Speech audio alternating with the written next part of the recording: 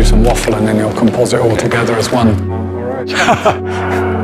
That's me. And every time I do media work, journalists will say to me, can you tell us which is the project you're most proud of? And I always tell them the next one. This time I'm not sure.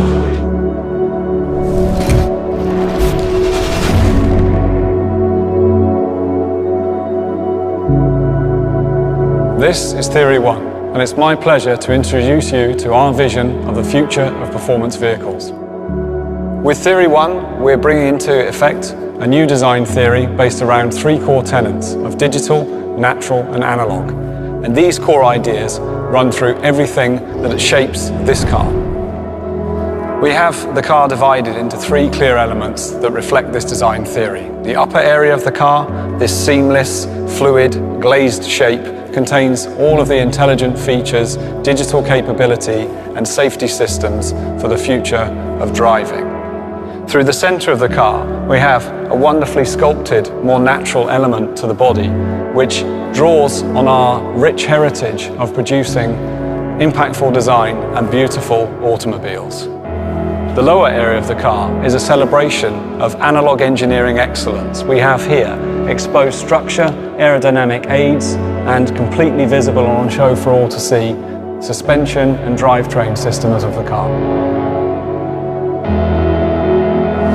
The story of the lower of the car is really about how we've minimized the structure back to its absolute core. All of the other surfacing we've added is there to control the airflow around the front of the vehicle and off out towards the rear, and even we're exposing some of the elements of the dynamic systems and capability of the car. We have here this wing, and all of the surfacing here, both structural and aerodynamic, is actually an exposed carbon fibre. This is a chopped recycled variant, which is a much more sustainable material. We even go to the depths of having this transparent area above the headlamp, and through here you can see the aerodynamically shaped suspension on show. We're really celebrating that analog side of the Lotus performance DNA and making it part of the design narrative of this car. The overall design intention with this car is to create a pure and modern statement. The car is defined by a graphical simplicity which is recognizable from a distance. Another unique feature of this car is what we're calling the Lotus Wear technology line. This is actually a reinterpretation of the functional split line that ran around the S1 Esprit. In that case, it was joining 2 panels together, but for this car and for the future, we're actually zoning all of the technology we need in terms of digital capability, end-to-end driving, and indeed an expressional external UI UX. So in this feature line, we have rear-view camera systems that deploy LiDAR embedded cameras and sensors, and then this really, really cool OLED feature which allows the car to talk to you as the owner and indeed other road users and pedestrians. Coming back to the rear of the car, that technology line runs through with the laser lighting, the LiDAR systems and everything else we need to interact with the car. Mounted above that, we have an active rear wing, a system controlled by the intelligence in the vehicle which amplifies the effect of the more passive and analog elements beneath. For this car, we've also developed a unique door system. The idea here is to solve the entry-egress problem that you commonly have with high-performance vehicles.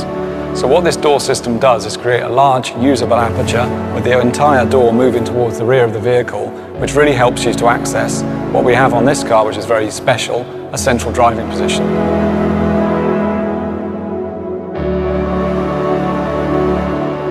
Because the door opens right the way into the roof and half of the sill structure moves away with the door, I can actually stand inside the footprint of the vehicle behind the rear tyre. This allows me to just step down into the car. I sit on the surface in front of the passenger seat, slide across into the driving position. We've got steer-by-wire, drive-by-wire, and that means the controls automatically move to me. The concept of the Lotus Wear technology line is also mirrored inside the car. So we have everything from intuitive lighting that communicates with you through onto a really great distribution of the digital content that wraps around me when I'm in the driving position, but also the ability to talk to and interact with 3 passengers. So we have a small screen on the steering wheel, proper haptic touch points and real switches to allow us to properly engage with drive, and all of the digital systems are projecting and displaying content where it's perfect for my eye line, allowing me to really focus on driving the car. It's very much about eyes on the road and hands on the wheel. Some key